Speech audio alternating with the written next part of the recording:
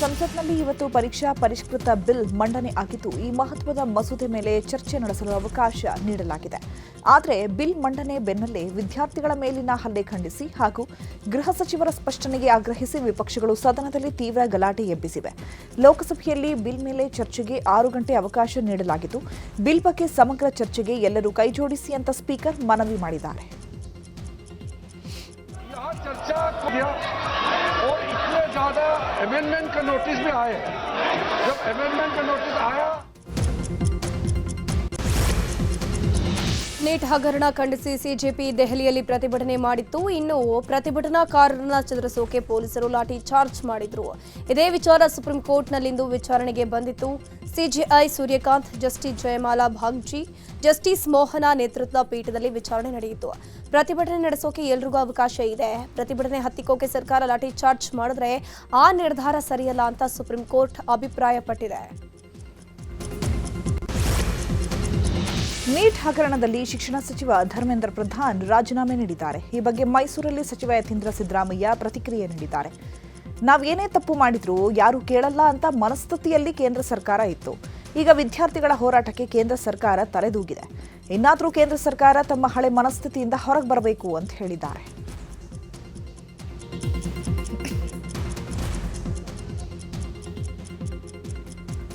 ಈಗ ಎಷ್ಟೋ ವರ್ಷಗಳಿಂದ ಬಿಜೆಪಿ ಸರ್ಕಾರ ನೀತಿ ಏನಪ್ಪಾ ಅಂತಂತಂದ್ರೆ ಅವ್ರು ಏನೇ ಹಗರಣ ಮಾಡಿದ್ರು, ಮಂತ್ರಿಗಳು ಎಷ್ಟೇ ತಪ್ಪು ಮಾಡಿದ್ರು ಕೂಡ ಯಾವುದೇ ಕಾರಣಕ್ಕೂ ಅವ್ರು ರಾಜೀನಾಮೆ ಕೊಡೋದಿಲ್ಲ ಅಂತ ಅವ್ರದ್ದು ಒಂದು ನೀತಿ ಆಗಿತ್ತು.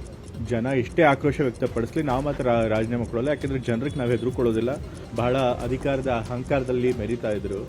ಆದರೆ ಈಗ ಅವರಿಗೆ ಪಾಪ ಯುವಜನತೆ ಪ್ರತಿಭಟನೆ ಮಾಡಿ ಪ್ರತಿರೋಧ ತೋರಿಸಿ ಕೊನೆಗೂ ಅವರಿಂದ ರಾಜೀನಾಮೆ ಕೊಡ್ಸೋಂಗೆ ಮಾಡಿದ ಒಂದು ಜವಾಬ್ದಾರಿ. ಇನ್ನು ಇದೇ ವೇಳೆ ಕೆಪಿಎಸ್ಸಿ ಹಗರಣದ ಬಗ್ಗೆಯೂ ಯತೀಂದ್ರ ಪ್ರತಿಕ್ರಿಯೆ ನೀಡಿದ್ದು, ಕೆಪಿಎಸ್ಸಿ ಅಧ್ಯಕ್ಷರನ್ನ ನೇಮಕ ಮಾಡಿದ್ದು ಬಿಜೆಪಿ ಸರ್ಕಾರ. ಅವರನ್ನ ಬದಲಾಯಿಸುವ ಅಧಿಕಾರವೂ ಸರ್ಕಾರಕ್ಕಿರಲಿಲ್ಲ. ರಾಜ್ಯಪಾಲರ ಮೂಲಕ ಅವರ ವಜಾ ಆಗಿದೆ. ಬಿಜೆಪಿಯದ್ದು ಯಾವಾಗಲೂ ಡಬಲ್ ಸ್ಟ್ಯಾಂಡ್ ಅಂತ ಹೇಳಿದರು. ಮಾಡಿದ್ಯಾರು ಬಿಜೆಪಿ ಪಕ್ಷ, ನಮ್ಮ ಪಕ್ಷದವ್ರು ಮಾಡೂ ಇಲ್ಲ. ಈಗ ಕೆಪಿಎಸ್ಸಿ ಅಧ್ಯಕ್ಷನ ತೆಗೆಯೋಕ್ಕೂ ಕೂಡ ನಮ್ಮ ಸರ್ಕಾರಕ್ಕೆ ಅಧಿಕಾರ ಇಲ್ಲ. ಆದರೂ ಈ ರಾಜ್ಯಪಾಲರು ಅವರೇ ಈಗ ಅದನ್ನು ಅವರು ಏನು ತಪ್ಪು ಮಾಡಿದ್ದಾರೆ ಜಾತಿ ಪ್ರಮಾಣ ಕೊಡೋದ್ರೊಳಗೆ ಮತ್ತು ಇನ್ಕಮ್ ಸರ್ಟಿಫಿಕೇಟ್ ಕೊಡೋದ್ರೊಳಗೆ ಅದನ್ನು ಗಮನಿಸಿಕೊಂಡು ಈಗ ಅವ್ರನ್ನ ಅಮಾನತ್ ಮಾಡಿದ್ದಾರೆ. ನಮ್ಮ ಕ್ಯಾಬಿನೆಟ್ ಕೂಡ ಅದಕ್ಕೆ ಅನುಮೋದನೆ ಕೊಡಿಸಿದೆ. ಬಟ್ ಆದರೂ ಕೂಡ ಅಂತಹ ಒಬ್ಬ ಭ್ರಷ್ಟ ಕೆಪಿಸಿ ಅಧ್ಯಕ್ಷನ ಇವಾಗ ಅವ್ರನ್ನ ಕಾಯ್ದೆ ಕೊಟ್ಟಿರೋದು ಯಾರು? ಇದೇ ಬಿಜೆಪಿ ಮತ್ತು RSS ಅವರ ಲಾಯರೇ ಅವ್ರನ್ನ ರೆಪ್ರೆಸೆಂಟ್ ಮಾಡ್ತಿರೋದು. ಸೊ ಹಾಗಾಗಿ ಒಂದು ಕಡೆ ಕೆಪಿಎಸ್ಸಿ ಭ್ರಷ್ಟಾಚಾರ ನಿಲ್ಲಿಸಿ ಅಂತ ಹೇಳ್ತಾರೆ, ಆದರೆ ಅಂತಹ ಭ್ರಷ್ಟನ ರಕ್ಷಣೆಗೆ ಅವರೇ ಮುಂದಾಗ್ತಾರೆ. ಸೊ ಇದು ಬಿಹಾರ, ಬಂಗಾಳದಲ್ಲಿ ವಿದ್ಯಾರ್ಥಿಗಳ ವಿರುದ್ಧ ಎಫ್ಐಆರ್ ಹಾಕ್ತಾ ಇದ್ದಾರೆ ಅಂತ ಕೇಂದ್ರ ಸರ್ಕಾರದ ವಿರುದ್ಧ ಪ್ರಿಯಾಂಕಾ ಗಾಂಧಿ ಕಿಡಿಕಾರಿದ್ರು. ವಿದ್ಯಾರ್ಥಿಗಳ ಮೇಲೆ ಲಾಠಿ ಚಾರ್ಜ್ಗೆ ಪ್ರಿಯಾಂಕಾ ಗಾಂಧಿ ವಾದ್ರಾ ಖಂಡನೆ ವ್ಯಕ್ತಪಡಿಸಿದ್ದು, ವಿದ್ಯಾರ್ಥಿಗಳ ಮೇಲೆ AK-47 ಬಳಕೆ ಮಾಡಿದ್ಯಾಕೆ, ವಿದ್ಯಾರ್ಥಿಗಳನ್ನ ಉಗ್ರರ ರೀತಿ ನಡೆಸಿಕೊಳ್ತಿದ್ದಾರಾ ಅಂತ ಪ್ರಶ್ನೆಯನ್ನ ಮಾಡಿದ್ರು.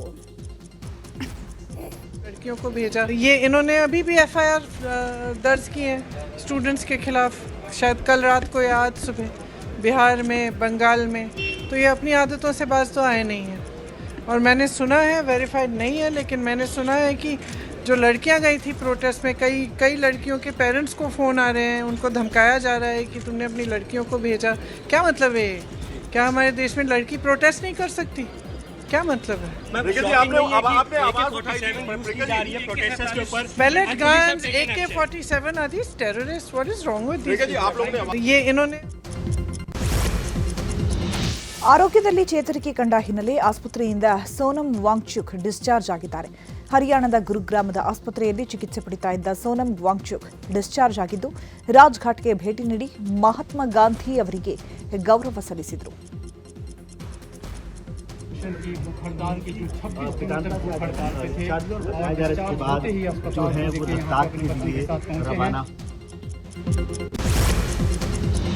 ರಾಜ್ಯ ಸಂಪುಟ ವಿಸ್ತರಣೆಗೆ ಅಂತಿಮ ಹಂತದ ಕಸರತ್ತು ಜೋರಾಗಿದೆ. ದೆಹಲಿಗೆ ತೆರಳಿರುವಂತಹ ಉನ್ನತ ನಾಯಕರು ಹೈಕಮಾಂಡ್ ಜೊತೆಗೆ ಮಾತುಕತೆ ನಡೆಸಲಿದ್ದು, ನಾಳೆ ಕಾಂಗ್ರೆಸ್ ಹೈಕಮಾಂಡ್ ನಾಯಕ ರಾಹುಲ್ ಗಾಂಧಿ ಅವರೊಂದಿಗೆ ಸಚಿವ ಸಂಪುಟದ ಪಟ್ಟಿ ಅಂತಿಮಗೊಳ್ಳುವ ಸಾಧ್ಯತೆ ಇದೆ. ಈಗಾಗಲೇ ಸಿಎಂ ಡಿಕೆ ಶಿವಕುಮಾರ್ ದೆಹಲಿಗೆ ತೆರಳಿದ್ದಾರೆ. ಅದರ ಬೆನ್ನಲ್ಲೇ ಮಾಜಿ ಮುಖ್ಯಮಂತ್ರಿ ಸಿದ್ದರಾಮಯ್ಯ ಕೂಡ ಕೆಪಿಸಿಸಿ ಅಧ್ಯಕ್ಷ ಬಿಕೆ ಹರಿಪ್ರಸಾದ್ ಹಾಗೂ ಇನ್ನೂ ಉಳಿದ ನಾಯಕರ ಜೊತೆ ವಿಶೇಷ ವಿಮಾನದ ಮೂಲಕ ದೆಹಲಿಯತ್ತ ಪ್ರಯಾಣವನ್ನು ಬೆಳೆಸಿದ್ದಾರೆ. ಇನ್ನು ಸಚಿವರ ಪಟ್ಟಿ ಫೈನಲ್ ಆದರೂ ಪ್ರಮಾಣ ವಚನ ಕಾರ್ಯಕ್ರಮ ವಿಳಂಬ ಆಗೋ ಸಾಧ್ಯತೆ ಇದೆ. 2 ದಿನ ರಾಜ್ಯಪಾಲ ಥಾವರ್ಚಂದ್ ಗೆಹ್ಲೋಟ್ ಅವರು ಪ್ರವಾಸವನ್ನು ಕೈಗೊಂಡಿದ್ದು ರಾಜ್ಯದಲ್ಲಿ ಇರೋದಿಲ್ಲ. ನಾಳೆ ಬೆಂಗಳೂರಿನಿಂದ ಮಧ್ಯಪ್ರದೇಶಕ್ಕೆ ರಾಜ್ಯಪಾಲರು ಹೋಗಲಿದ್ದು ಹಬ್ಬದ ಹಿನ್ನೆಲೆಯಲ್ಲಿ ಸ್ವಗೃಹಕ್ಕೆ ಭೇಟಿ ನೀಡಲಿದ್ದಾರೆ. ಮಧ್ಯಪ್ರದೇಶದಿಂದ ಜುಲೈ 30 ರಾತ್ರಿ 11:45ಕ್ಕೆ ವಾಪಸ್ಸಾಗಲಿದ್ದು ಹೈಕಮಾಂಡ್ನ ಸಭೆ ಬಳಿಕ ಸಚಿವರ ಪಟ್ಟಿ ಪ್ರಕಟವಾಗುವಂತಹ ನಿರೀಕ್ಷೆ ಇದೆ. ಸಚಿವ ಸಂಪುಟ ವಿಸ್ತರಣೆ ವಿಚಾರವಾಗಿ ಬೆಂಗಳೂರಿನಲ್ಲಿ ಮಾತನಾಡಿದ ಸಿಎಂ ಡಿಕೆ ಶಿವಕುಮಾರ್, 1 ವಾರದೊಳಗೆ ಎಲ್ಲ ಪ್ರಕ್ರಿಯೆ ಮುಗಿಸುತ್ತೇನೆ, ಎಲ್ಲವೂ ಶೀಘ್ರದಲ್ಲೇ ಅಂತಿಮವಾಗಲಿದೆ ಅಂತ ಹೇಳಿದರು. ಕ್ಯಾಬಿನೆಟ್ ವಿಚಾರ ತಾವೆಲ್ಲ ಆತುರದಲ್ಲಿದ್ದೀರಿ. ಐ ಥಿಂಕ್ ಈ ವಾರದೊಳಗೆ ಕಂಪ್ಲೀಟ್ ನಾನು ಎಲ್ಲ ಎಕ್ಸೈಸ್ನ ಫೈನಲೈಸ್ ಮಾಡ್ತೀನಿ. ಕ್ಯಾಬಿನೆಟ್ ವಿಚಾರ ತಾವೆಲ್ಲ ಆತುರದಲ್ಲಿದ್ದೀರಿ. ಐ ಥಿಂಕ್ ಈ ವಾರದೊಳಗೆ ಕಂಪ್ಲೀಟ್ ನಾನು ಎಲ್ಲ ಎಕ್ಸೈಸ್. ಇನ್ನು ಡಿಸಿಎಂ ಪರಮೇಶ್ವರ್ ಮಾತನಾಡಿ, ಸಂಪುಟ ವಿಸ್ತರಣೆ ಬಗ್ಗೆ ಈಗಾಗಲೇ 1-2 ಸಲ ವರಿಷ್ಠರ ಜೊತೆ ಚರ್ಚೆ ಆಗಿದೆ. ಇವತ್ತು ಸಭೆ ಇದೆ. ವಿಸ್ತರಣೆಗೆ ಅನುಮತಿ ಸಿಕ್ಕಿದ್ರೆ ಶೀಘ್ರವೇ ಸಂಪುಟ ವಿಸ್ತರಣೆ ಆಗೋ ಸಾಧ್ಯತೆ ಇದೆ ಅಂತ ಹೇಳಿದರು. ಕೂಡ ಆಗ್ಬೋದು. ಮಾನ್ಯ ಮುಖ್ಯಮಂತ್ರಿಗಳು ಬಹುಶಃ ಸಂಪುಟದ ವಿಸ್ತರಣೆ ಬಗ್ಗೆ ಈಗಾಗಲೇ ಅವರು 1-2 ರೌಂಡ್ಸ್ ಚರ್ಚೆ ಆಗಿದೆ ಹೈಕಮಾಂಡ್ನವ್ರ ಜೊತೆ. ಇವತ್ತು ಕೂಡ ಆಗ್ಬೋದು ಅಂತ ಅಂದ್ಕೊಳ್ತೇನೆ. ಒಂದು ವೇಳೆ ಅದಾದರೆ ಅನುಮತಿ ಸಿಕ್ಕಿದರೆ ಸಂಪುಟ ವಿಸ್ತರಣೆ ಕೂಡ ಆಗುವಂಥ ಸಾಧ್ಯತೆಗಳು.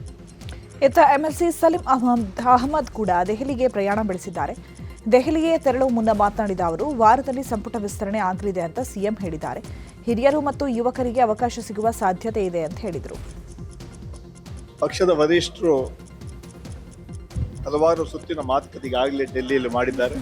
ಹೊಸಬರು ಮತ್ತು ಹಳಬರ ಬಗ್ಗೆ ಚರ್ಚೆ ಈಗಾಗಲೇ ಆಗ್ತಾ ಇದೆ. It will be A mixture of seniors and youngsters. ಹಿರಿಯರು ಮತ್ತು ಯುವಕರಿಗೆ ಅವಕಾಶ ಸಿಗೋ ಸಾಧ್ಯತೆ ಇದೆ. ಅಂತಿಮ ತೀರ್ಮಾನ ವರಿಷ್ಠರು. ಶಾಸಕ ಶಿವಲಿಂಗೇಗೌಡ ಕೂಡ ದೆಹಲಿ ಪ್ರಯಾಣ ಬೆಳೆಸಿದ್ದಾರೆ.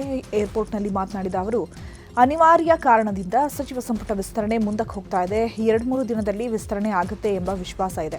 ನಾನು ಸಚಿವ ಸ್ಥಾನದ ಪ್ರಬಲ ಆಕಾಂಕ್ಷಿ ಅಂತ ಹೇಳಿದರು. ಪ್ರಜಾಪ್ರಭುತ್ವ ಅಂದಮೇಲೆ ಎಲ್ಲರೂ ಟ್ರೈ ಮಾಡ್ತಾರೆ. ಅದನ್ನು ಪಕ್ಷದ ವರಿಷ್ಠರು ಯಾವ್ಯಾವ ರೀತಿ ಮಾಡಬೇಕು, ಯಾವ ಜಿಲ್ಲೆ ಪ್ರಾಧಾನ್ಯತೆ ಕೊಡಬೇಕು ಅನ್ನೋದನ್ನು ತೀರ್ಮಾನ ಮಾಡ್ತಾರೆ. ಇಲ್ಲ, ನಾವು ಪ್ರಬಲ ಆಕಾಂಕ್ಷಿಗಳಾಗಿದ್ದೀವಿ, ಇಲ್ಲ ಅಂತ ಹೇಳೋಕ್ಕಾಗೋದಿಲ್ಲ. ಪ್ರಬಲ ಆಕಾಂಕ್ಷಿಗಳಿದ್ದೀವಿ. ಅಂದರೆ ಏನೇ ಆದ್ರೂ ಅಲ್ಟಿಮೇಟ್ಲಿ ಹೈಕಮಾಂಡ್ ನಿರ್ಧಾರ.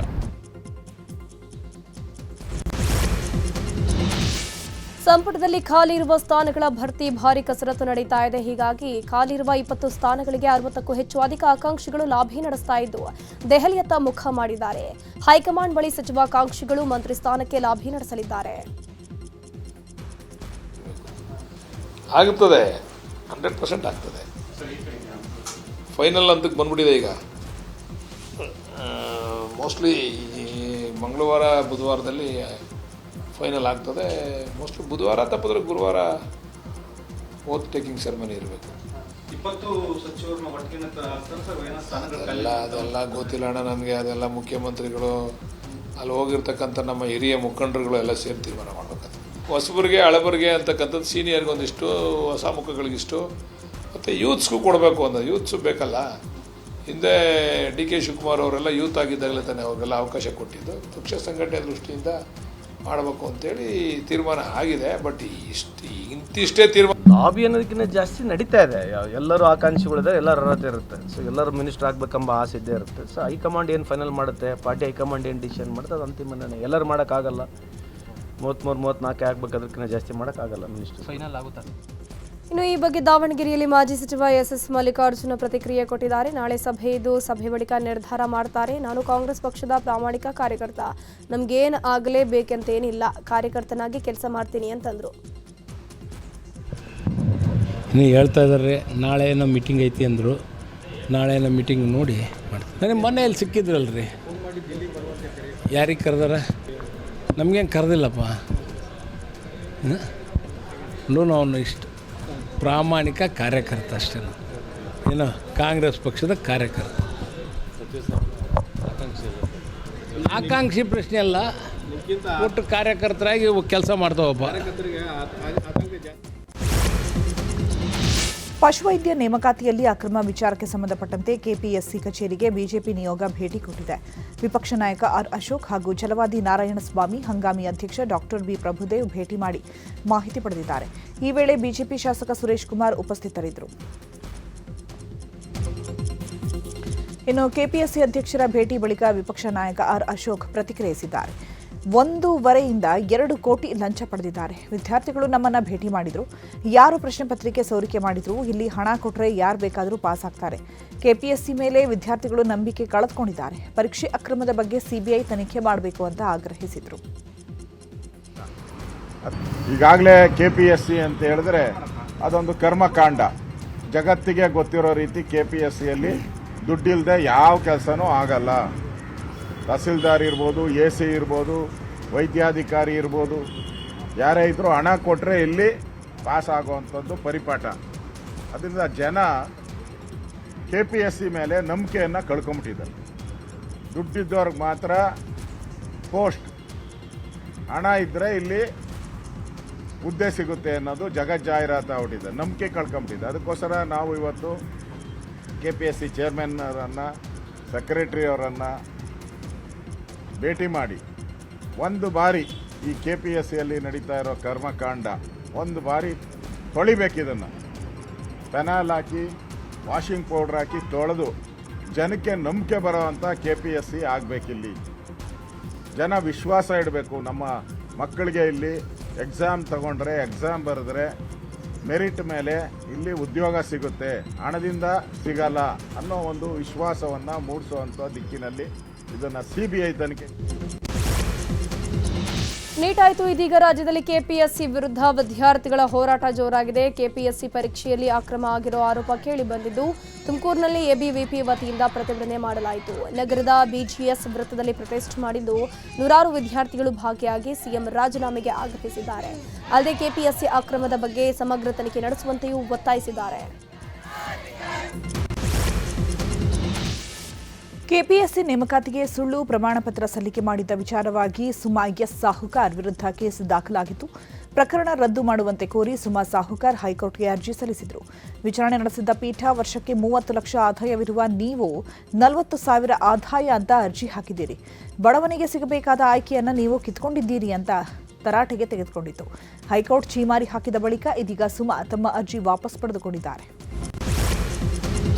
ದೆಹಲಿಯ ಕರ್ನಾಟಕ ಭವನದಲ್ಲಿ ಸಿಎಂ ಡಿಕೆ ಶಿವಕುಮಾರ್ ಸಭೆ ನಡೆಸಿದ್ದಾರೆ. ಮುಂಗಾರು ಮಳೆ ಕೊರತೆ ಮತ್ತಿತರ ಅಂಕಿಅಂಶಗಳ ಬಗ್ಗೆ ಅಧಿಕಾರಿಗಳಿಂದ ಸಿಎಂ ಡಿಕೆ ಶಿವಕುಮಾರ್ ಮಾಹಿತಿಯನ್ನು ಪಡೆದುಕೊಂಡಿದ್ದಾರೆ. ಸಭೆಯಲ್ಲಿ ಜಲಸಂಪನ್ಮೂಲ ಸಚಿವ ರಾಮಲಿಂಗಾರೆಡ್ಡಿ, ದೆಹಲಿ ಪ್ರತಿನಿಧಿ ಟಿ ಜಯಚಂದ್ರ, ನೀರಾವರಿ ಇಲಾಖಾ ಅಧಿಕಾರಿಗಳು ಭಾಗಿಯಾಗಿದ್ದರು. ಹಾಸನದ ದೊಡ್ಡ ಹೊನ್ನೇನಹಳ್ಳಿಯಲ್ಲಿ ನಡೆದಿದ್ದ ಮನೆ ದರೋಡೆ ಪ್ರಕರಣಕ್ಕೆ ರೋಚಕ ತಿರುವು ಸಿಕ್ಕಿದೆ. ತನ್ನ ಮನೆಯಲ್ಲೇ ಕಳ್ಳತನವಾಗಿದೆ ಅಂತ ಗಂಡನೇ ಪೊಲೀಸರಿಗೆ ದೂರು ನೀಡಿದ್ದ. ಆದರೆ ಕೇಶವೇಗೌಡ ಅನ್ನೋರ ಮನೆಯಲ್ಲಿ ನಡೆದಿದ್ದ ಕಳ್ಳತನದ ತನಿಖೆ ನಡೆಸಿದ ಪೊಲೀಸರೇ ಶಾಕ್ ಆಗಿದ್ದಾರೆ. ಮನೆಯಲ್ಲಿದ್ದ 441 ಗ್ರಾಂ ಚಿನ್ನಾಭರಣ ಹಾಗೂ 13 ಲಕ್ಷ ರೂಪಾಯಿ ನಗದನ್ನು ಪತ್ನಿ ಅಮೃತ ಪ್ರಿಯಕರನಿಗೆ ಕೊಟ್ಟಿರೋ ಸತ್ಯ ಬಯಲಾಗಿದೆ. ಪತಿ ಜಮೀನಿಗೆ ಹೋದಾಗ ಪ್ರಿಯಕರನನ್ನು ಕರೆಸಿ ಕೃತ್ಯ ಎಸಗಿದ್ದು ಗಂಡ ಮನೆಗೆ ಬಂದು ನೋಡಿದಾಗ ಕಳ್ಳತನದ ನಾಟಕವಾಡಿದ್ದಾಳೆ. ನಂತರ ಪೊಲೀಸರ ವಿಚಾರಣೆಯಲ್ಲಿ ಪತ್ನಿ ಅಮೃತ ಕೃತ್ಯ ಬಯಲಾಗಿದ್ದು ಅಮೃತ ಹಾಗೂ ಆಕೆಯ ಪ್ರಿಯಕರ ಪರಮೇಶ್ನನ್ನ ಪೊಲೀಸರು ಬಂಧಿಸಿದ್ದಾರೆ. ಸಿಲಿಕಾನ್ ಸಿಟಿ ಬೆಂಗಳೂರಿನಲ್ಲಿ ಭೀಕರ ಅಗ್ನಿ ಅವಘಡ ಸಂಭವಿಸಿದೆ. ತಣಿಸಂದ್ರದ ಕಾರು ಗ್ಯಾರೇಜ್ ಒಂದರಲ್ಲಿ ಹೊತ್ತಿಕೊಂಡ ಬೆಂಕಿ ಕೆಲವೇ ಕ್ಷಣಗಳಲ್ಲಿ ವ್ಯಾಪಿಸಿ ದುಬಾರಿ ಬೆಲೆಯ ಕಾರುಗಳು ಸೇರಿದಂತೆ ಸುಮಾರು 20ಕ್ಕೂ ಹೆಚ್ಚು ವಾಹನಗಳು ಬೆಂಕಿಗಾಹುತಿಯಾಗಿದೆ. ಕಾರು ಗ್ಯಾರೇಜ್ ಸಮೀಪದ ಫ್ಯಾಕ್ಟರಿಗೂ ಬೆಂಕಿ ತಗುಲಿದ್ದು ಗ್ಯಾರೇಜ್ನಲ್ಲಿದ್ದ ಬಹುತೇಕ ಕಾರುಗಳು ಸುಟ್ಟು ಭಸ್ಮವಾಗಿವೆ.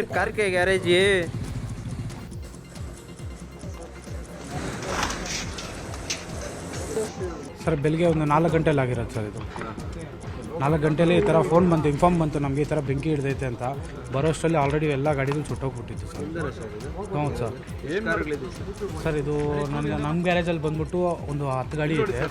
10 ಗಾಡಿ ಐತೆ ನಮ್ಮದು. ಆ ಪಕ್ಕದಲ್ಲೆಲ್ಲ ಅವ್ರದ್ದು ಒಂದು 8 ಗಾಡಿ ಐತೆ. ಅವ್ರ ಗ್ಯಾರೇಜಿಂದ ಒಂದು 6 ಗಾಡಿ ಐತೆ. ಅಕ್ಕಪಕ್ಕ ಇರೋದು ಗ್ಯಾರೇಜ್ಗಳೆಲ್ಲ ಅದರಿಂದ ಆಗಿರೋದು ಸರ್. ಏನು ನಡೀತೆ ಸರ್? ಫಸ್ಟ್ ನಮ್ಮದು ಸರ್ ಏನಿಲ್ಲ ಸರ್, ಬೆಳಿಗ್ಗೆ ಏನಾಗಿದೆ ಅಂತ ಗೊತ್ತಿಲ್ಲ. ಬೆಳಿಗ್ಗೆ 4 ಗಂಟೆಲಿ ನೋಡಿದಾಗ ಬೆಂಕಿ ಸರ್. ಟೋಟಲ್ 6 ಗಾಡಿ ನಮ್ಮದು ಇದು ಆಗಿದೆ. ಒಂದು Benz, Dzire, polo, icon total 6 ಗಾಡಿ ಆಗಿದೆ ನಮ್ಮದು. ಬ್ರೆಝಾ 6 ಗಾಡಿ ಇದೆ, 2 ಹುಡುಗರು ಇದ್ದಾರೆ ಗ್ಯಾರೇಜ್ನಲ್ಲಿ. ಅವ್ರು ಹೋಗಿ ಗಾಡಿ ಎಲ್ಲ ಆಚೆ ತೊಗೊಂಡಿರೋದು, ಇಲ್ಲಾಂದರೆ 10 ಆಡಿ ಎಲ್ಲ ಆಚೆ ತೊಗೊಂಡಿರೋದು, ಇಲ್ಲಾಂದರೆ ಎಲ್ಲ ಹೋಗ್ಬಿಡುತ್ತೆ. ನಮ್ಮದು ಮೆರ್ಸಿಡೀಸ್ ಬೆಂಜ್ ಇದೆ E350 100 ಕೋಟಿದು ಬೆಂಜು. ಬರೀ ವೈರಿಂಗ್ ಚೆಕ್ ಮಾಡಿಸೋಕ್ಕೆ ಬಂದಿದ್ದು ನಾವು. ನಮ್ಮ ಹುಡುಗನೇ ಇವರು ಆಫಾಕ್ ಅಂತ ಅವ್ರ ಹೆಸರು. ಇವತ್ತು ನೋಟ್ಸ್ ಅಂದರೆ ಯಾರು ಏನು ಮಾಡಿದ್ರೆ ಗೊತ್ತಿಲ್ಲ. ಯಾತಿಗೆ ನಾವು ಎಲ್ಲ ಗ್ಯಾರೇಜ್ಗೆ ಏನು ಹೇಳ್ತಾರೆ ಗೊತ್ತಾ, ಫಸ್ಟು ಸೇಫ್ಟಿ ಮೆಜರ್ಮೆಂಟ್ಸ್ ತೊಗೋಬೇಕಾಗಿತ್ತು. ಕ್ಲೋಸ್ ಮಾಡಿಸ್ಮೇಲೆ ಸ್ವಲ್ಪ ವೈರಿಂಗ್ ಏನಾದರೂ ಪ್ರಾಬ್ಲಮ್ ಇದೆನಪ್ಪ ನೋಡಿ. ಯಾಕೆಂದರೆ ಹೈ ಎಂಡ್ ಕಾರ್ಸ್ ಬರ್ತದೆ. ನಮ್ಮದೇ ಬೆಂಜ್ನೇ 1 ಕೋಟಿದು ಬೆಂಜು. ಈ ಥರ ಸೂಟ್ ಹಾಕ್ಸಂದ್ರೆ ಯಾರು ಜವಾಬ್ದಾರಿ ಇಲ್ಲ. ಯಾವುದು ಕಾಂಪ್ರಮೈಸ್ ಇನ್ಶೂರೆನ್ಸ್ ಇದೆ ಅಂದರೆ ಪರವಾಗಿಲ್ಲ, ಕ್ಲೇಮ್ ಆಗಬಹುದು. ಇವತ್ತು ಥರ್ಡ್ ಪಾರ್ಟಿ ಇನ್ಶೂರೆನ್ಸ್ ಇದೆ ಅಂದರೆ ಏನು ಮಾಡೋಕ್ಕಾಗಲ್ಲ. ಇದು ಯಾರು ಕೆಲಸ ಮಾಡಿದ್ರೆ ಅದಕ್ಕೆ ಸ್ವಲ್ಪ ಇನ್ವೆಸ್ಟಿಗೇಷನ್ ಮಾಡಬೇಕಾಗಿತ್ತು. ಅದು ಇನ್ವೆಸ್ಟಿಗೇಷನಲ್ಲಿ ಯಾರು ಮಾಡಿದ್ರೆ ಅವ್ರಿಗೆ ನಾವು ಏನು ಆ್ಯಕ್ಷನ್ ತಗೋ. ಕೊಪ್ಪಳ ಹಾಗೂ ವಿಜಯನಗರ ಭಾಗದಲ್ಲಿ ಭೀಕರ ಬರಗಾಲ ಎದುರಾಗಿದೆ. ಟಿಬಿ ಡ್ಯಾಂನಲ್ಲಿ ನೀರಿನ ಸಂಗ್ರಹ ಕಡಿಮೆ ಆಗ್ತಾ ಇದ್ದು ತುಂಗಭದ್ರಾ ನದಿ ಪಾತ್ರದಲ್ಲಿ ರೈತರಿಗೆ ಆತಂಕ ಎದುರಾಗಿದೆ. ಜಲಾಶಯದಲ್ಲಿ 32.202 ಟಿಎಂಸಿ ನೀರು ಶೇಖರಣೆ ಆಗಿದ್ದು ಇಷ್ಟು ನೀರು ಕಡಿಮೆ ಆಗಿರುವುದು ಇದೇ ಮೊದಲಾಗಿದೆ. ಜಲಾಶಯ ಆಶ್ರಿತ ಭೂಮಿಯಲ್ಲಿ ಒಣಗ್ತಿದೆ ಬೆಳೆ. ನದಿಗೆ ನೀರಿಲ್ಲದೆ ಜಲಚರಗಳು ಸಾವನ್ನಪ್ಪುತ್ತಾ ಇವೆ. ನಮಗೆ 18ರಿಂದ 20 ಟಿಎಂಸಿ ಬರೀ ಕುಡ್ಲಿಕ್ಕೆ ನೀರು ಬೇಕು ಈಗಿಂದೆಲ್ಲ ಹಿಡಿದ್ರೆ. ಆಮೇಲೆ ಬ್ಯಾಕ್ ವಾಟರ್ ಎಲ್ಲ ಪಾವಗಡ ವಾಟರ್ ಸ್ಕೀಮ್ ಎಲ್ಲ ಇದೆ, ಅದು 2.33. ಆಮೇಲೆ ನಮ್ಮದು ಟ್ಯಾಂಕ್ ಫಿಲ್ಲಿಂಗ್ ಸ್ಕೀಮ್ ಇದೆ, ಅದನ್ನೆಲ್ಲ ಹಿಡಿದ್ರೆ ಒಂದು 18ರಿಂದ 20 ಟಿಎಂಸಿ. ಹೀಗಾಗಿ 8ರಿಂದ 10 ಟಿಎಂಸಿ ಡೆಫಿಸಿಟ್ ಆಗ್ತಾಯಿದೆ. ಹೀಗಾಗಿ ಗೌರ್ಮೆಂಟ್ ಈ ಥರ ಆರ್ಡರ್ ಮಾಡಿರೋದು. ಈ ಆರ್ಡರ್ನ ನಾವು ಆರಿಸಿ ಈಗ ಕಲಬುರಗಿ ಅವರೇ ಹೆಡ್ ಇರೋದು, ಅದ್ರ ಪ್ರಕಾರ ನಾವು ರೆಗ್ಯುಲೇಷನ್ ಮಾಡ್ತಾ ಇದ್ದೀವಿ. ಈಗ ಆರ್ಸಿ ಆರ್ಡರ್ ಪ್ರಕಾರ ನಾವು ಇವತ್ತು ಬಂದ್ ಮಾಡಿದ್ದೀವಿ. ಎಲ್ಲ ಬಂದ್ ಮಾಡಿದ್ದೇವೆ. ಎಲ್ಲ ಕೆನಾಲ್ಗಳನ್ನ ಬಂದ್. ಈಗ ವಿಜಯನಗರ ಕಾಲುವೆದವರೆಗೆ ನೀರು ಕೊಡ್ತೀರಾ ಇಲ್ಲ ನೀವು? ಇಲ್ಲ, ಇದಕ್ಕೆ ಏನಾದರೂ ಒಂದು ಸಮಗ್ರವಾಗಿ ಚರ್ಚೆ ಮಾಡಿ ನಾವು ವರದಿ ಕಳಿಸ್ತೀವಿ. ಅಲ್ಲ ಸರ್, ಈಗ ರಾಯ ಬಸವಕ್ಕೆ ಬಿಡಕ್ಕೆ ಏನು ಆರ್ಡರ್ ಆಗಿತ್ತ ಸರ್? ಅಂದರೆ ಇವರೇ ಯೂಶ್ವಲಿ ಹೆಂಗಾಗ್ತಿತ್ತು ಅದು ತಿರುವಳಿ ಪಡಿತಾ ಇದ್ವಿ. ನಮಗೆ ಕುಡಿಯೋ ನೀರು ಸಲುವಾಗಿ ನಾವು ಒಂದು ಬೇಡಿಕೆ ಇಟ್ಟಿದ್ವಿ ಸರ್ಕಾರಕ್ಕೆ. ಇನ್ನೊವರೆಗೂ ಆ ಸರ್ಕಾರಕ್ಕೆ ಕಿವಿ ಇಲ್ಲ ಅನ್ನೋ ಥರ ಕಾಣುತ್ತೆ. ಇಲ್ಲಿವರೆಗೆ ನಮಗೆ ನೀರು ಕೊಡೋದಿಲ್ಲ, ಅಲ್ಲಿವರೆಗೆ ನಿರಂತರವಾಗಿ ಹೋರಾಟ. ಗದಗ ಜಿಲ್ಲೆಯಲ್ಲೂ ಕೂಡ ಬರ ಆವರಿಸಿದೆ. ಮುಂಗಾರಿನ ಉತ್ತಮ ಮಳೆ ಆಗ್ತಾ ಇತ್ತು. ರೈತರು ಮುಂದೆ ಮಳೆ ಆಗತ್ತೆ ಅಂತ ಸಾಲ ಸೂಲ ಮಾಡಿ ಬಿತ್ತನೆ ಮಾಡಿದ್ರು. ಬೆಳೆ ಕೂಡ ಬೆಳೆದಿತ್ತು. ಆದರೆ ಮುಂದೆ ಮಳೆಯಾಗದೆ ಫಸಲು ಬರದ ಸ್ಥಿತಿ ಉಂಟಾಗಿದೆ. ಗದಗ ಜಿಲ್ಲೆಯ ಗಜೇಂದ್ರಗಡ ತಾಲೂಕಿನ ನರೇಗಲ್ ಪಟ್ಟಣ ಸೇರಿದಂತೆ ಜಿಲ್ಲೆಯ 7 ತಾಲೂಕುಗಳಲ್ಲಿ ಬರದ ಛಾಯೆ ಆವರಿಸಿದೆ. ಮುಂಗಾರು ಮಳೆಯನ್ನೇ ನಂಬಿಕೊಂಡು ರೈತರು ಹೆಸರು ಸೇರಿದಂತೆ ವಿವಿಧ ಬೆಳೆಗಳನ್ನು ಬಿತ್ತನೆ ಮಾಡಿದ್ರು. ಆರಂಭದಲ್ಲಿ ಮಳೆಯಾಗಿದ್ದರಿಂದ ಉತ್ತಮ ಫಸಲಿನ ನಿರೀಕ್ಷೆಯಲ್ಲಿದ್ದ ರೈತರಿಗೆ ಇದೀಗ ಮಳೆ ಕೈಕೊಟ್ಟಿರುವುದು ಆತಂಕ ತಂದಿದೆ.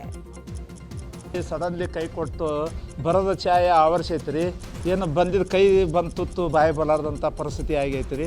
ನೋಡ್ರಿ, ಏನಿಲ್ಲ ಅಂದ್ರೆ ಎಕರೆಕ ಕಸದ್ದು ಎಣ್ಣೆ ಹೊಡೆದ ಖರ್ಚು, ಆಮೇಲೆ ಎಡಿ ಹೊಡೆದಿದ್ದು ಎಲ್ಲ ಸೇರಿ 18-20 ಸಾವಿರ ರೂಪಾಯಿ ಖರ್ಚು ಮಾಡೀವಿ. ಎಲ್ಲ ಹೊಳೆ ಗುಂಚೆ ಅಂತ ತೊಳ್ದಂಗೆ ಐತಿ, ಯಾವುದು ಕೈ ಬರಲಾರ್ದಂಥ ಐತಿ. ಹಿಂಗಾದ್ರೆ ಬಂದಿದ್ದು ಒಂದು ಕಾಯಿ ಇದ್ದಿದ್ದು ರೋಗಕ್ಕೆ ತುತ್ತಾಗೈತಿ. ಅಂಥ ಪರಿಸ್ಥಿತಿ ಒಳಗೆ ನಾವು ರೈತರಿದ್ದೀವಿ. ನೋಡಿದ್ರೆ ಸರ್ಕಾರದಿಂದ ನಾವು ಇದನ್ನು ಮಾಡಾಕತ್ತೀವಿ ರೀ. ಇವತ್ತಿಗೂ ಯಾವುದೂ ಪರಿಹಾರ ಘೋಷಣೆ ಆಗಿಲ್ಲ. ಆಗ್ತಿಲ್ಲ ರೀ ಟೈಮ್ ಸರಿ. ರೈತನ ಪರಿಸ್ಥಿತಿ ಏನನ್ನಕ್ಕೇನು ಊರ್ಲಾಕೋದಂದ ಈಗ ಮೇನ್. ಇವ್ರೇನು ಅಧಿಕಾರಿಗಳು ಬರ್ತಾರೆ, ಅದನ್ನು ಮಾಡಿ ಇದನ್ನು ಮಾಡಿ ಹೇಳಿ ಹೋಗ್ಬಿಡ್ತಾರೆ, ತಪ್ಪಿಸ್ಕೊಂಡು ಹೋಗ್ಬಿಡ್ತಾರೆ. ಏನಾದ್ರು ಸುಳ್ಳು ಹೇಳಿ ನಮ್ಗೆ ದಾಟಿಸ್ಬಿಡ್ತಾರೆ. ದಾಟಿಸಿದ ಕೂಡಲಿ ಈ ವರ್ಷ ಪರಿಸ್ಥಿತಿ ಏನಾಯ್ತು ಅಂದ್ರೆ ರೈತರ ಆತ್ಮಹತ್ಯೆ ಮಾಡ್ಕೊಳ್ಳೋದು. ಅದಕ್ಕಂದ್ರೆ ಇದ್ರ ಸಲಗೆ ಮಾಡ್ಕೊಳ್ಳೋದು. ಮತ್ತೀಗ ವಿಧಾನ ಪರಿಷತ್ ಸದಸ್ಯ ಸಿಟಿ ರವಿಗೆ ಕಾನೂನು ಸಂಕಷ್ಟ ಎದುರಾಗಿದೆ. ನೀಟ್ ಪರೀಕ್ಷೆ ಸಂದರ್ಭದಲ್ಲಿ ನೀಡಿದ್ದ ಆಕ್ಷೇಪಾರ್ಹ ಹೇಳಿಕೆಗೆ ಸಂಬಂಧಪಟ್ಟಂತೆ ತಮ್ಮ ವಿರುದ್ಧ ದಾಖಲಾಗಿರುವ ಎಫ್ಐಆರ್ ಅನ್ನು ರದ್ದುಗೊಳಿಸುವಂತೆ ಕೋರಿ ಸಿಟಿ ರವಿ ಹೈಕೋರ್ಟ್ಗೆ ಅಧಿಕೃತವಾಗಿ ಅರ್ಜಿ ಸಲ್ಲಿಸಿದ್ದು, ಇದೀಗ ನ್ಯಾಯಮೂರ್ತಿ ನಾಗಪ್ರಸನ್ನ ಅವರ ಪೀಠದಲ್ಲಿ ವಿಚಾರಣೆಯನ್ನು ಜುಲೈ 31ಕ್ಕೆ ಮುಂದೂಡಿಕೆ ಮಾಡಲಾಗಿದೆ. ಜೊತೆಗೆ ಬಲವಂತದ ಕ್ರಮ ಕೈಗೊಳ್ಳದಂತೆ ಸೂಚನೆ ನೀಡಲಾಗಿದೆ. ಇನ್ನು ಇದೇ ವಿಚಾರವಾಗಿ ಕೊಪ್ಪಳದ ಕನಕಗಿರಿಯಲ್ಲಿ ಮಾತನಾಡಿದ ಸಿಟಿ ರವಿ, ನ್ಯಾಯ ಬೇಕಾದರೆ ನಾವು 2 ಕಡೆ ನ್ಯಾಯಕ್ಕಾಗಿ ಹೋಗೋದು. ಒಂದು ನ್ಯಾಯಾಲಯ, ಇನ್ನೊಂದು ಜನತಾ ನ್ಯಾಯಾಲಯದ ಮುಂದೆ ಹೋಗ್ತೀವಿ. ಪ್ರಾಮಾಣಿಕತೆಗೆ ಬೆಲೆ ಎಲ್ಲಿದೆ ಅಂತ ಹೇಳಿದರು. ಸಾರ್ವಜನಿಕವಾಗಿ ನೇತಾಕಿ ನೀವು ಆ ಪೆಟ್ರೋಲ್ ಟ್ಯಾಂಕಿಗೆ ಬೆಂಕಿ ಹಾಕೋನ್ ಜೊತೆಗೆ ಇಲ್ಲ ಅನ್ನೋದಾದ್ರೆ ನೀವು ಹೇಳಬೇಕಿತ್ತು ಸಿಟಿ ರವಿ ಹೇಳಿದ್ ಕರೆಕ್ಟ್. ಅವನಿಗೂ ನಮ್ಮ ಇಸ್ಲಾಮಿಗೂ ಸಂಬಂಧ ಇಲ್ಲ. ಅವನನ್ನ ಸಾರ್ವಜನಿಕವಾಗಿ ನೇತಾಕಿ ಶರಿಯಾ ಪ್ರಕಾರ ಕಲ್ಲು ಹೊಡೆದು ಕೊಲ್ಲಿ ಅಂತ ಹೇಳಬೇಕಿತ್ತು. ಬದಲಿಗೆ ನನ್ನ ಮೇಲೆ ದೂರು ಕೊಡ್ತೀರಿ ಅಂದ್ರೆ ಸುಳ್ಳು ದೂರ ಆಗದೆ ಇನ್ನೇನಾಗುತ್ತೆ. ನಾನು ಅದನ್ನೇ ಹೇಳಿದ್ದೀನಿ. ರಾಜ್ಯದಲ್ಲಿ ಬಿಜೆಪಿ ಸಮತೋಲನ ಕಳ್ಕೊಂಡಿದೆ ಅಂತ ಕೆಪಿಸಿಸಿ ಅಧ್ಯಕ್ಷ ಬಿಕೆ ಹರಿಪ್ರಸಾದ್ ಹೇಳಿದ್ದಾರೆ. ಬೆಂಗಳೂರಲ್ಲಿ ಮಾತನಾಡಿರೋ ಅವರು, ಯಾವುದಾದ್ರೂ ಹೋರಾಟ ಮಾಡುವಾಗ ಧೈರ್ಯ ಇರಬೇಕು. ಎಫ್ಐಆರ್ ಆದಾಗ ಅದನ್ನು ಸ್ವೀಕಾರ ಮಾಡಿ ನ್ಯಾಯಾಲಯದಲ್ಲಿ ವಾದ ಮಾಡೋಕೆ ತಯಾರಿರಬೇಕು. ಅದನ್ನ ಬಿಟ್ಟು ಜನ ಸೇರಿಸಿ ಕೂಗಾಡೋಕೆ ಇದೇನು ಆಫ್ರಿಕಾ ದೇಶವಲ್ಲ ಅಂತಂದ್ರು. ಈ ಥರ ಜನಗಳು ಇವರು ಎಲ್ರಿಗೂ ಸಹ ಒಂದು ಭಯ ಹುಟ್ಟಿದೆ.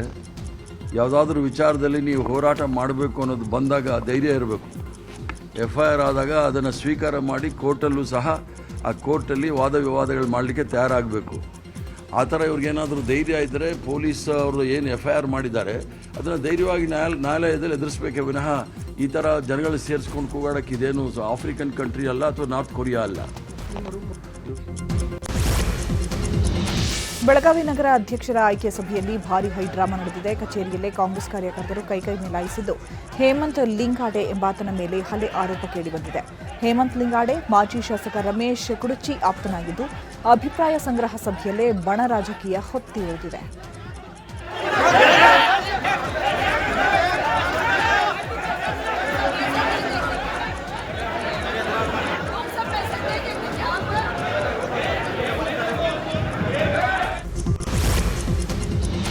ರಾಜ್ಯದಲ್ಲಿ 3 ದಿನ ಮಳೆ ಆಗಲಿದೆ ಅಂತ ಹವಾಮಾನ ಇಲಾಖೆ ಮುನ್ಸೂಚನೆ ಕೊಟ್ಟಿದೆ. ಬೆಂಗಳೂರು ಸೇರಿದಂತೆ ರಾಜ್ಯಾದ್ಯಂತ 3 ದಿನಗಳ ಕಾಲ ಮಳೆಯ ಅಲರ್ಟ್ ಘೋಷಣೆ ಮಾಡಿದ್ದು ಉತ್ತರ ಕನ್ನಡ, ಉಡುಪಿ ಜಿಲ್ಲೆಗೆ ಆರೆಂಜ್ ಅಲರ್ಟ್ ನೀಡಲಾಗಿದೆ. ಉತ್ತರ ಕನ್ನಡ, ದಕ್ಷಿಣ ಕನ್ನಡ, ಬೆಳಗಾವಿ, ಶಿವಮೊಗ್ಗ, ಚಿಕ್ಕಮಗಳೂರು ಜಿಲ್ಲೆಗೆ ಯೆಲ್ಲೋ ಅಲರ್ಟ್ ನೀಡಲಾಗಿದೆ.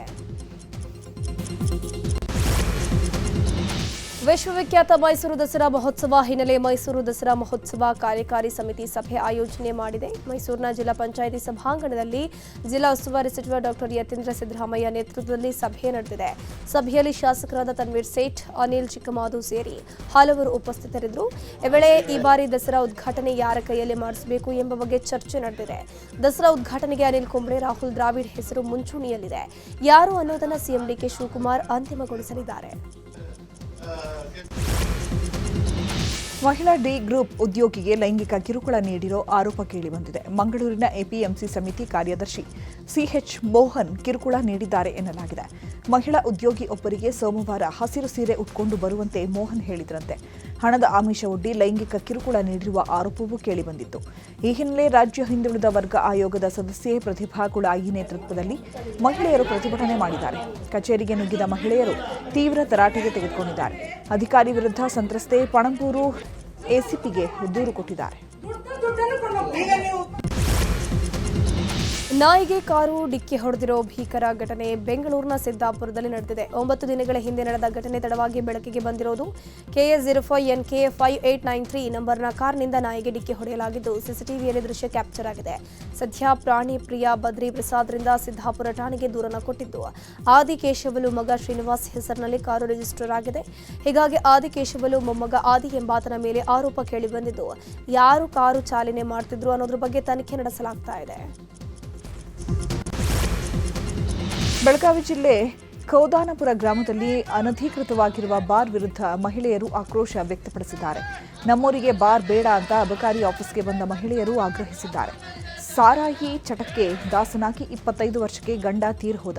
ನನಗೆ ಈಗ 3 ಮಕ್ಕಳು, ಅವುಗಳಿಗೆ ಯಾರು ದಿಕ್ಕು ಅಂತ ಮಹಿಳೆಯೊಬ್ಬರು ಗೋಳಾಡಿದ್ರೆ, ಇನ್ನೊಬ್ಬರು ಗೃಹಲಕ್ಷ್ಮಿ ಹಣವನ್ನು ಬಿಡದೆ ನಮ್ಮ ಪತಿರಾಯರು ಕಿತ್ಕೊಳ್ತಾರೆ ಅಂತ ಅಳಲು ತೋಡ್ಕೊಂಡಿದ್ದಾರೆ. ಹೀಗಾಗಿ ನಮ್ಮೂರಿಗೆ ಡಾಬಾನೂ ಬೇಡ, ಬಾರೂ ಬೇಡ, ಅನಧಿಕೃತ ಬಾರ್ ಬಂದ್ ಮಾಡಿಸಿ ಅಂತ ಆಗ್ರಹಿಸಿದ್ದಾರೆ. ಚಾಮರಾಜನಗರದ ಮಲೆಮಹದೇಶ್ವರ ವನ್ಯಧಾಮದಲ್ಲಿ ಕಾಡು ಹಂದಿ ಬೇಟೆಯಾಡಿದ್ದ ಒಬ್ಬನನ್ನ ಪೊಲೀಸರು ಅರೆಸ್ಟ್ ಮಾಡಿದ್ದಾರೆ. ಕೊಡಗು ಜಿಲ್ಲೆಯ ಸೋಮವಾರಪೇಟೆ ಕಾತೇರಿ ಗ್ರಾಮದ ಅನ್ವಿತ್ ಬಂಧಿತ ಆರೋಪಿ ದರ್ಶನ್, ಮಂಜು ಮತ್ತು ಕಿರಣ್ ಎಂಬ 3 ಎಸ್ಕೇಪ್ ಆಗಿದ್ದಾರೆ. ಇನ್ನು 2 ಮೃತ ಕಾಡು ಹಂದಿಗಳು ಹಾಗೂ ಕೃತ್ಯಕ್ಕೆ ಬಳಸಿದ ಆಲ್ಟೋ ಕಾರನ್ನು ಪೊಲೀಸರು ವಶಕ್ಕೆ ಪಡ್ಕೊಂಡಿದ್ದಾರೆ. ರಾತ್ರಿ ಮನೆ ಬೀಗ ಮುರಿದು ಕಳ್ಳತನ ಮಾಡಿರುವ ಘಟನೆ ಬಾಗಲಕೋಟೆ ಜಿಲ್ಲೆ ಹುನಗುಂದ ತಾಲೂಕಿನ ರಾಮತಾಳ ಗ್ರಾಮದಲ್ಲಿ ನಡೆದಿದೆ. ಹನುಮಂತ ಮುತ್ತಪ್ಪ ಗೌಡರ್ ಅನ್ನೋರ ಮನೆಯಲ್ಲಿ ಕಳ್ಳತನ ನಡೆದಿದೆ. ಮನೆಗೆ ಬೀಗ ಹಾಕಿ ಕುಟುಂಬಸ್ಥರು ಮನೆ ಮೇಲೆ ಮಲಗಿದ್ದ ವೇಳೆ ಬೀಗ ಮುರಿದು ಮನೆಯಲ್ಲಿದ್ದ 40 ಗ್ರಾಂ ಚಿನ್ನಾಭರಣ, 1,20,000 ರೂಪಾಯಿ ಹಣ ಕಳ್ಳತನ ಮಾಡಿ ಎಸ್ಕೇಪ್ ಆಗಿದ್ದಾರೆ. ಇನ್ನು ಘಟನೆ ಸಂಬಂಧ ಅಮೀನಗಡ ಠಾಣೆಯಲ್ಲಿ ಪ್ರಕರಣ ದಾಖಲಾಗಿದ್ದು ಸ್ಥಳಕ್ಕೆ ಪೊಲೀಸರು ಭೇಟಿ ನೀಡಿ ಪರಿಶೀಲಿಸಿದ್ದಾರೆ.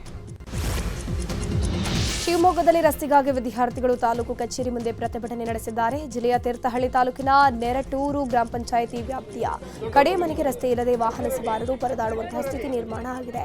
ಈ ಹಿನ್ನೆಲೆ ಮಕ್ಕಳು ತಾಲೂಕು ಕಚೇರಿಯಲ್ಲಿ ಮುಂಭಾಗ ಪ್ರತಿಭಟನೆ ನಡೆಸಿ ಆಕ್ರೋಶ ವ್ಯಕ್ತಪಡಿಸಿದ್ದಾರೆ. ತಾಲೂಕಿನ ಬಿಂತ್ಲಾ ಗ್ರಾಮದವರೆಗೆ ತಮ್ಮ ಜಾಗ ಇರೋ ಸಲುವಾಗಿ ಕಾಂಕ್ರೀಟ್ ರಸ್ತೆಯನ್ನು ಮಾಡಿಸಿದ್ದು 2 ಕಿಲೋಮೀಟರ್ ವ್ಯಾಪ್ತಿಯಲ್ಲಿರೋ ಕಡೆಮನೆ ಗ್ರಾಮಕ್ಕೆ ರಸ್ತೆ ಸಂಪರ್ಕ ಕಲ್ಪಿಸಿಲ್ಲ. ವಿದ್ಯಾರ್ಥಿಗಳು ಪ್ರತಿನಿತ್ಯ ಶಾಲೆಗೆ ಓಡಾಡೋಕೆ ಕಷ್ಟವಾಗ್ತಾ ಇದ್ದು ಶೀಘ್ರವೇ ಸಮಸ್ಯೆ ಬಗೆಹರಿಸುವಂತೆ ಪಟ್ಟು ಹಿಡಿದಿದ್ದಾರೆ. ಇನ್ನು ಸ್ಥಳಕ್ಕೆ ಶಾಸಕ ಆರ್ಯಕ ಜ್ಞಾನೇಂದ್ರ ಹಾಗೂ ಮಾಜಿ ಸಚಿವ ಕೆಮ್ಮನೆ ರತ್ನಾಕರ್ ಭೇಟಿ ನೀಡಿ ಪರಿಶೀಲಿಸಿದ್ದಾರೆ. ಪ್ರಚೋದನಕಾರಿ ಹೇಳಿಕೆ ಹಿನ್ನೆಲೆ ಆಂದೋಲ ಸಿದ್ದಲಿಂಗ ಸ್ವಾಮೀಜಿಗೆ ಪೊಲೀಸ್ ನೋಟಿಸ್ ಜಾರಿ ಮಾಡಿದ್ದಾರೆ. ಹೊಂಡದಲ್ಲಿ ಬಿದ್ದು ಬಾಲಕ ರಿತೇಶ್ ಸಾವನ್ನಪ್ಪಿದ ಪ್ರಕರಣದಲ್ಲಿ ವಾಡಿ ಪೊಲೀಸ್ ನೋಟಿಸ್ ನೀಡಿದ್ದು ವಿಚಾರಣೆಗೆ ಹಾಜರಾಗಲು ಸೂಚನೆ ನೀಡಿದ್ದಾರೆ. ಆದರೆ ನೋಟಿಸ್ ಕೊಟ್ಟಿದ್ದಕ್ಕೆ ಸರ್ಕಾರದ ವಿರುದ್ಧ ಆಂದೋಲ ಶ್ರೀಗಳು ಆಕ್ರೋಶ ಹೊರಹಾಕಿದ್ದಾರೆ. ಆಂಧ್ರಪ್ರದೇಶದ ಗಡಿ ಭಾಗದಲ್ಲಿ ಕೋವಿಡ್ ಪ್ರಕರಣಗಳು ಗಣನೀಯವಾಗಿ ಏರಿಕೆ ಆಗ್ತಿದೆ. ಇತ್ತ ಮಡಿಕೇರಿ ಭಾಗದಲ್ಲೂ ಅಲರ್ಟ್ ಘೋಷಣೆ ಮಾಡಲಾಗಿದೆ. ಕೊಡಗು ಜಿಲ್ಲೆಯಲ್ಲಿ ಆರೋಗ್ಯ ಇಲಾಖೆ ಅಗತ್ಯ ಸಿದ್ಧತೆಗಳನ್ನು ಮಾಡಿಕೊಂಡಿದೆ. ಮಡಿಕೇರಿಯ ಜಿಲ್ಲಾ ಆಸ್ಪತ್ರೆಯಲ್ಲಿ ಕೋವಿಡ್ ರೋಗಿಗಳಿಗೆ 40 ಹಾಸಿಗೆ ಮೀಸಲಿಡಲಾಗಿದೆ.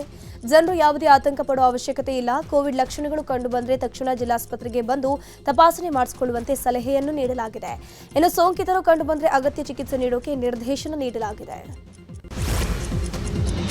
ದೊಡ್ಡಬಳ್ಳಾಪುರ ತಾಲೂಕಿನ ತೂಪಗೆರೆ ಗ್ರಾಮದಲ್ಲಿ ಭೂತನೆರಿಗೆ ಹಬ್ಬ ವಿಜೃಂಭಣೆಯಿಂದ ನಡೆಯಿತು.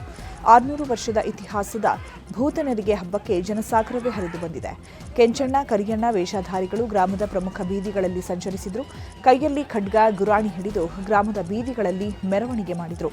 ಹಲಸು, ಬಾಳೆಹಣ್ಣಿನ ರಸಾಯನ ಹಾಗೂ ಕೋಳಿ ಸಮರ್ಪಿಸುವ ವಿಶಿಷ್ಟ ಸಂಪ್ರದಾಯ ಈ ಹಬ್ಬಕ್ಕಿದೆ. ಆಷಾಢ ದ್ವಾದಶಿಯಂದು ನಡೆಯುವ ಈ ಆಚರಣೆಗೆ ಸುಮಾರು 600 ವರ್ಷದ ಇತಿಹಾಸವಿದೆ. ಕೆಂಚಣ್ಣ, ಕರಿಯಣ್ಣ ಮನೆಗೆ ಬಂದರೆ ದುಷ್ಟಶಕ್ತಿಗಳು ದೂರ ಆಗುತ್ತೆ ಅನ್ನೋ ನಂಬಿಕೆ ಇದೆ.